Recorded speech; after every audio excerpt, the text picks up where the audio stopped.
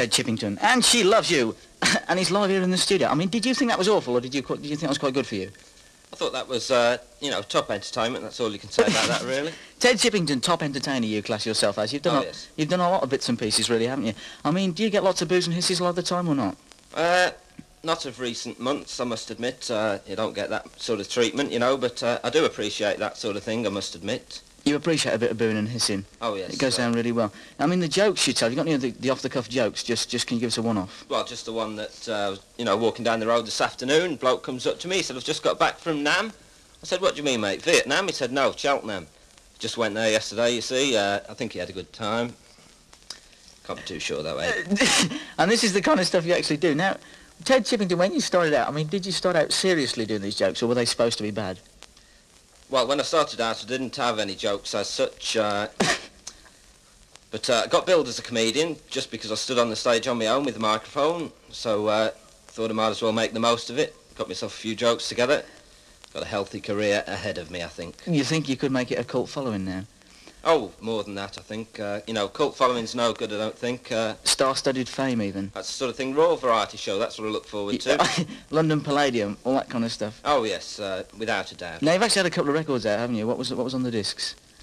Well, there's a couple of, 5 numbers there was, in fact. A few old rock and roll, classics.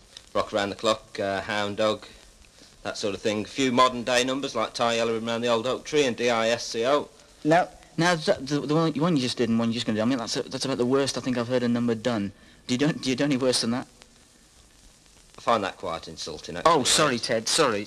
I think that number there that we just had, you remember the Beatles? Well, yeah, that's a bit of a tribute to the Beatles, that one. Remember John Lennon well to that one you can. So, I find it a bit offensive if people don't like it, actually. I didn't find it that bad, actually, Oh, well, that's okay then. That's better than nothing. Do you mean the songs to be bad, or are they just mostly tributes then? All tributes, yes. All songs about the appreciation of top stars, That's what you want to think. Top stars are well worth appreciating. To be actually tributed to all the artists that did them then. Now, be honest with me now, do you actually think you're going to actually chart or become famous, seriously now? Well, seriously? You never can tell in this day and age, that's what I reckon. Stuff like this, like the jokes, can you actually copyright jokes on record or not?